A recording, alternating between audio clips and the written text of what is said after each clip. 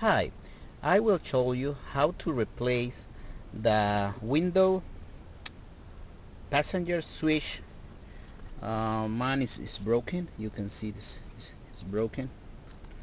I got a new one here. I buy on eBay. It's only 20 bucks, something like that. It's original part. You use it. I will show you how to replace it. My daughter's help me.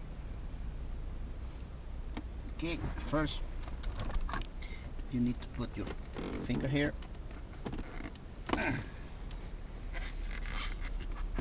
Move this, and then very carefully move this. Be careful with the wires, and have here two screwdriver. Remove like this.